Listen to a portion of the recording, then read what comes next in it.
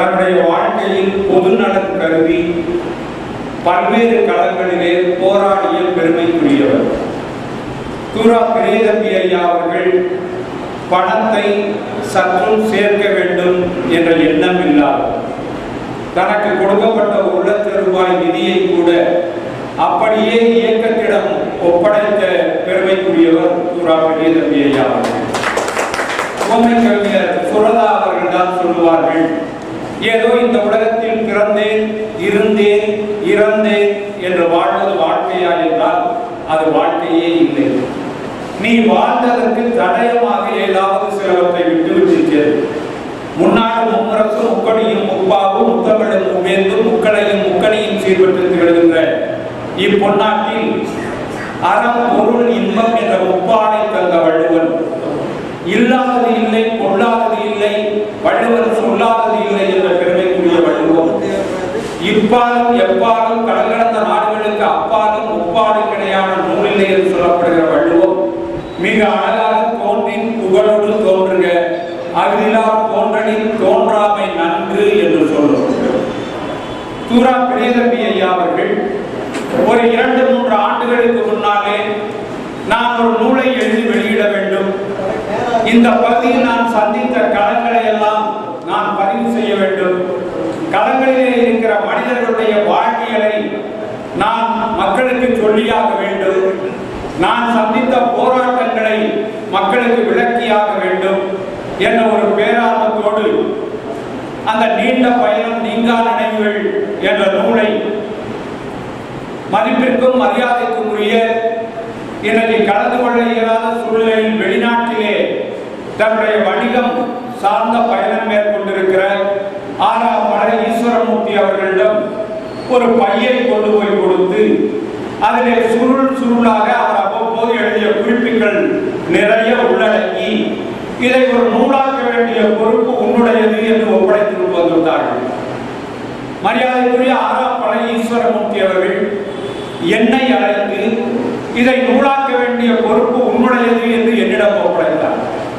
அதை புலவர் குழந்தை போன்றவர்களிடம் கொடுத்து செப்பனிட்டு அந்த நூல் மிக பிரமாண்டமாக கொங்கு மண்டபத்திலே வெளியிடப்பட்டதை நாம் அத்துணை பேரும் நன்கு அறிவோம்.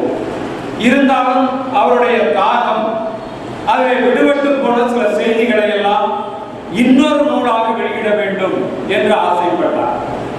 அதனுடைய விளைவாக அவர் அவ்வப்போது எழுதியவற்றை சுருள் சுருளாக அவற்றையெல்லாம் சுருட்டி வைத்து பிறகு அதற்கு ஒரு பட்டியலிட்டு எப்படி அது நூலாக வேண்டும் என்பதை நெறிப்படுத்தி அதே ஆறாப்படை ஈஸ்வரமூர்த்தி அவர்களிடம் அதை ஒப்படைத்தார். ஆறாப்படை ஈஸ்வரமூர்த்தி அவர்கள் மீண்டும் என்னிடம் அதை கொடுத்து இதை நூலாக்க வேண்டிய பொறுப்பு உங்களுடையது என்று அவர் ஒப்படைத்த போது புலவர் குழந்தை அவர்கள் அதை செப்பனிட்டு அந்த 2வது நூல் ஒரு மாதத்திற்கு முன்னாலே 1000 கதம்பம் என்ற இந்த அற்புதமான நூல் அச்சாகி வந்து சேர்ந்தது. இந்த நூலை வெளியிட வேண்டும் என்கின்ற பொழுது ஐயா அவர்களுடைய உடல்நிலை சரியான ஒத்துழைப்பின்மையும் சில செயல்களை அவர் சரியாக நினைவில் கொண்டு வர முடியவில்லை என்ற சூழலிலும் எல்லோரையும் அழைக்கக்கூடிய ஒரு முழுமையான பணியை செய்ய முடியாத சூழலில் முடிந்த மட்டும் அன்பர்களுக்கெல்லாம் தகவல் கொடுத்து மதிப்பிற்கும் மரியாதைக்கும் உரிய பாரியையா அவர்கள் அதை வெளியிட வேண்டும் என கேட்டுக்கொள்ள அவர்களும் ஒப்புக்கொண்டு இன்றைக்கு இந்த எளிய நிகழ்வானது இங்கே நடந்து கொண்டிருக்கிறது. அந்த நூலினுடைய அட்டைப்படம் முதற்கொண்டு அவரே கவனம் செலுத்தி வரைவது அவருடைய தனி சிறப்பு. கதம்பம் என்று சொன்னால் பலவண்ண மலர்களை சேர்த்து தொடுக்கிற அந்த கதம்பம் என்பதை போல இந்த கதம்பத்திலே பல்வேறு செய்திகளை ஐயா அவர்கள் ஏதாவது ஒரு வகையிலே படிக்கிறவனை புரட்டி போடுகிற வகையில் மிகச்சிறந்த தொகுப்பாக இந்த நூலை தந்திருக்கிறார்கள். இந்த தொகுப்பினுடைய உள்தலைப்பு என்று போகுமேயானால் 198 பக்கங்களை உள்ளடக்கிய இந்த கதம்பம் 400க்கும் மேற்பட்ட தலைப்புகளில் உள்ளே செய்திகள் சொல்லப்பட்டிருக்கிறது. மிகச் சிறப்பான தான் எழுதிய கவிதைகள் இந்த கதம்பம் நூலிலே இடம்பெற்றிருக்கிறது. தான் படித்து ரசித்த நகைச்சுவைகள் இந்த கதம்பம் நூலிலே இடம்பெற்றிருக்கிறது. தான் வாசித்த துணுக்குகள் இந்த கதம்பம் இதழிலே இடம்பெற்றிருக்கிறது.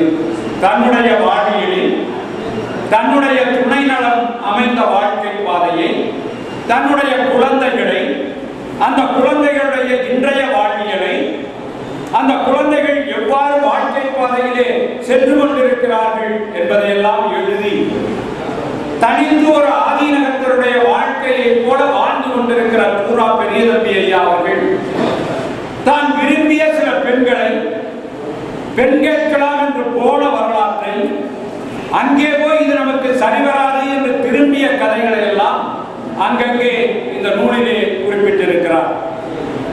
தேசிய மொழிகள் தான் என்னென்ன, இந்த நாட்டிலே அரிய செய்திகள் என்னென்ன, தேச தலைவராய் போற்றப்படக்கூடியவர்கள் யார் யார், உலகியலிலே நடந்த மிக அற்புதமான சம்பவங்கள், எல்லோரும் மதிக்க வேண்டிய தலைவர்கள், மிகச்சிறந்த நடிகர் நடிகைகள், தமிழ் மொழியினுடைய வரலாறு, 16 செல்வங்கள், இப்படி எல்லாவற்றையும் காண்பிக்கிற ஐயா அவர்கள் தான் அரிச்சுவடி தாண்டவில்லை என்பதையும் அந்த நூலிலே குறிப்பிடுகிறார்.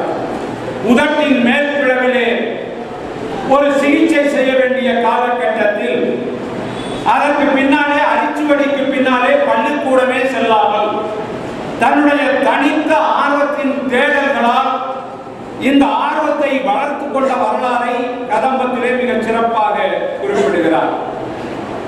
உலகறிந்த தலைவராகிய காஸ்ட்ரோவை குறிப்பிடுகிறார், சாக்ரட்டிஸை பற்றி எழுதியிருக்கிறார், சேகுவேராவை பற்றி எழுதியிருக்கிறார், மிகச்சிறந்த நடிகையான சாந்தாமணியை பற்றியும் எழுதியிருக்கிறார், பாரதியாரை எழுதியிருக்கிறார், பகத்சிங்கை எழுதியிருக்கிறார், தேசப்பிதா காந்தியடிகளை சுட்டி காட்டுகிறார், ஜீவாவை சுட்டி காட்டுகிறார், சாவித்திரி அம்மையாரையும் அந்த நூலிலே மிகச்சிறப்பாக எடுத்து காட்டியிருக்கிறார்.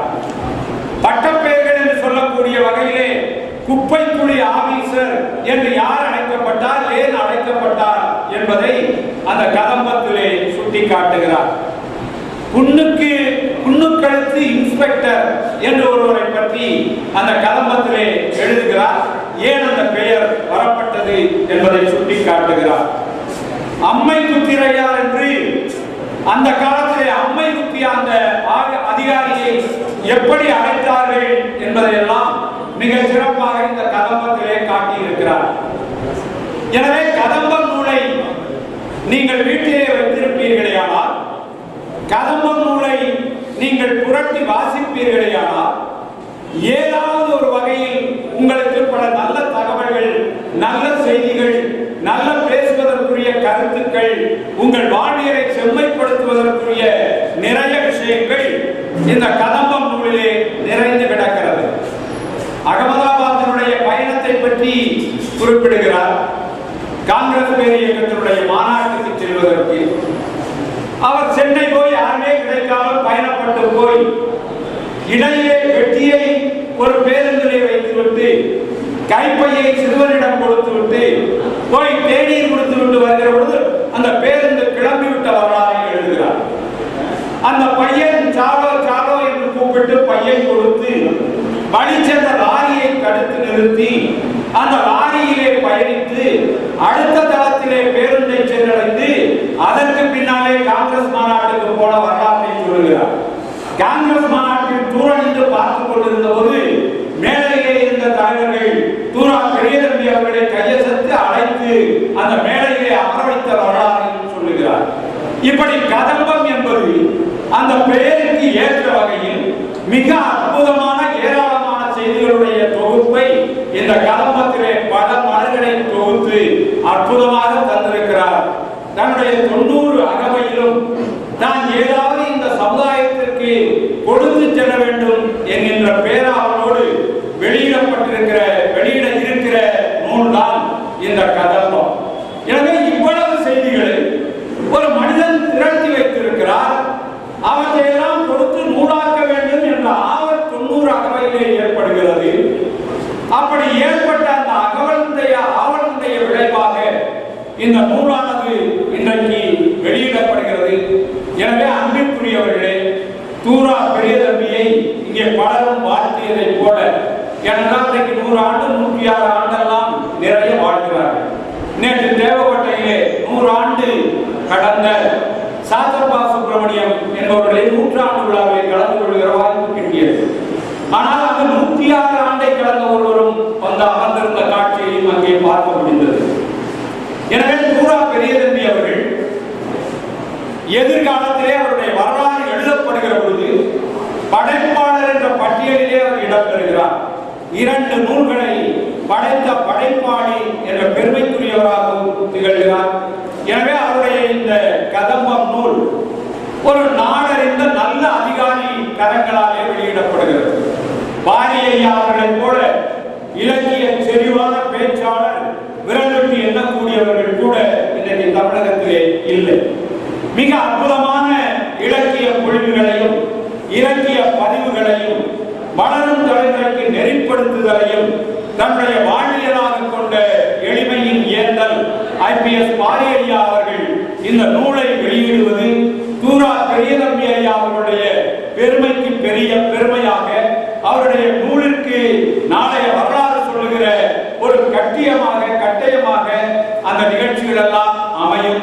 எனவே ஒரு சிறந்தவருடைய கரங்களாலே, ஒரு சிறந்தவரால் எழுதப்பட்ட, தொகுக்கப்பட்ட, தொடுக்கப்பட்ட இந்த கதம்பம் நூலை நாம் ஐயா அவர்கள் இங்கே இதை அடுத்து தூரா பெரிய தம்பி ஐயா அவர்கள் தன்னுடைய கருத்துக்கள் 1-2 சொல்ல நூல் வெளியிட்டு அரங்கில் இருக்கிற அத்துணை பேரும் படைப்பாளர்களை உற்சாகப்படுத்துகிற வகையிலே, படைப்பாளர்கள் எதிர்காலத்தில் இன்னும் அந்த படைப்பில் ஆர்வம் செலுத்துகிற வகையிலே நாம் 1-2 நூல்களை வாங்கி நாம் பரிசு கொடுப்பவர்களுக்கு இந்த நூல்களை பரிசாக கொடுக்கலாம்.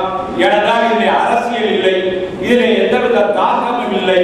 இது ஒரு மிகச்சிறந்த நாட்டை பற்றிய, நாட்டினுடைய நடைமுறைகளை, சிறப்புகளை, உயர்வுகளை, உன்னதங்களை தொகுத்திருக்கிற ஒரு நூலாக அமைந்திருக்கிறது. எனவே அனைவரும் இந்த நூலை வெளியீட்டு விழாவின் போது பாரியையா அவருடைய திருக்கரங்களிலே மேடையிலே வந்து பெற வேண்டும் என கேட்டுக்கொண்டு, கதம்பம் என்ற இந்த நூலை அறிமுகப்படுத்துகிற இந்த வாய்ப்பிற்காக ஐயா அவர்களுக்கு நன்றி தெரிவித்து என் உரை நிறைவு செய்கிறேன். நன்றி, வணக்கம்.